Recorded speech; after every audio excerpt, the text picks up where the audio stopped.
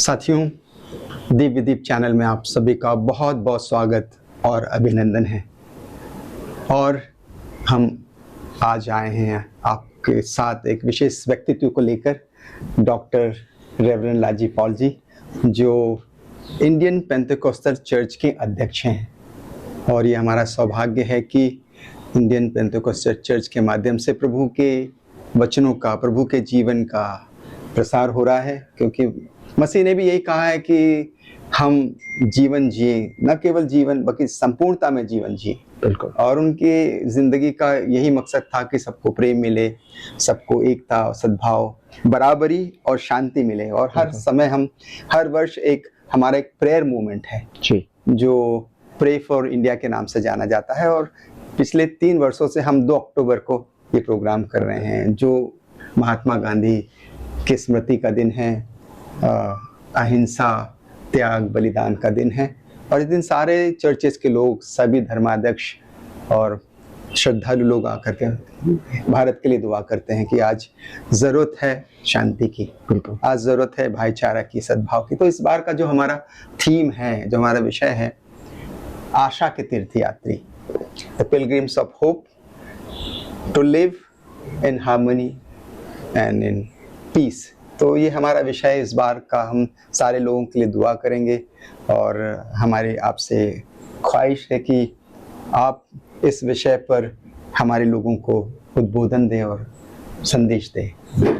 Thank you. जय मसीह की father Robert. बहुत खुशी की बात है कि आपके अंदर प्रभु यीशु मसीह ने ये बोझ डाला कि एक संयुक्त प्रार्थना सभा करें, और विशेष तौर से ये विषय आशा के तीर्थयात्री जो मेल मिलाप से जीवन जीते हैं।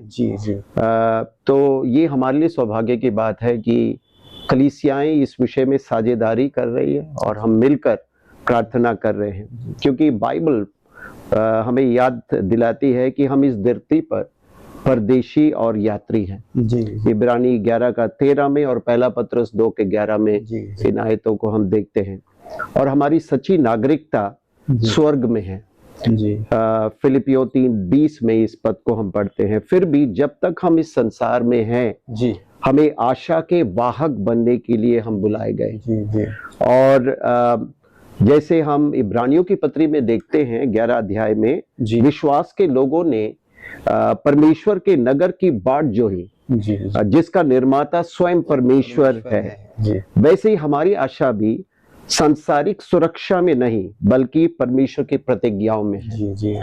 और भारत भर के मसीह सभी संप्रदायों से मिलकर इस आशा की यात्रा पर है और मसीह का प्रकाश लेकर उस संसार में जो अक्सर निराशा में भरा हुआ है, हमारे पास एक जीवित प्रभु का वो आशा और विश्वास है, जिसका हम जीवन आचरण से और शब्दों से गवाह बनते हैं।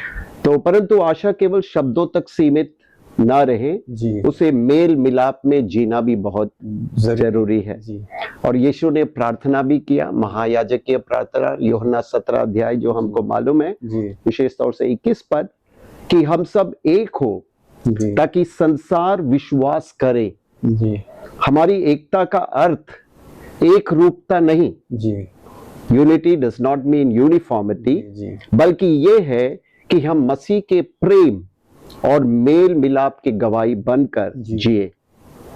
और प्रेरित पौलुस भी हमें स्मरण दिलाता है यस कि हम जीवन को परिपूर्णता में जिए। मसीह का यही मकसद था कि उन्होंने त्याग, तपस्या, बलिदान इसलिए किया कि मनुष्य को ईश्वर का प्रेम मिले, और उनका ईश्वर के यहाँ से आना भी प्रेम का ही एक प्रतीक है। इसलिए मानव जाति में प्रेम और शांति का वाहक यीशु मसीह है। और यही हमारा मकसद भी है, क्योंकि प्रभु कहता है कि बोझ से दबे हुए लोगों मेरे पास आओ, मैं तुम्हें विश्राम शांति दूंगा। तो प्रभु मसीह के पास जाना मतलब उसके सुख को यहाँ अनुभव करना और इस सुख की आशा आने वाले समय में करना। तो यही हमारी तीर्थ यात्रा है। हम मुसाफिर है इस दुनिया में, और लेकिन प्रभु के उस विश्वास में जीना कि वो हमारे जीवन है, वो जिंदा मसीह हमें रहता है, हमारे आचरण में, हमारे व्यवहार में, हमारी बोलचाल में। तो मसीहों में एकता, शांति, प्रेम, न्याय तो कूट कूट के भरा है। बिल्कुल।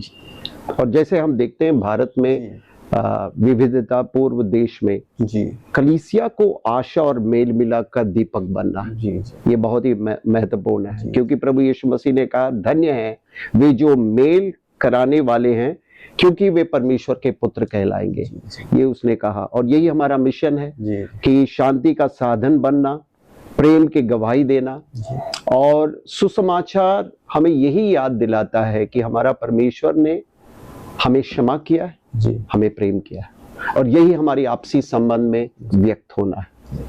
तो हमारा शांति के वाहक बनना और शांति के वाहक बनकर जिंदगी को एक दूसरे साथ विभिन्न संस्कृतियों में जीना, यही प्रभु का हमारे लिए एक आदेश है जी प्रेम का आदेश है, जी। पड़ोसी को प्रेम का आदेश है। बिल्कुल।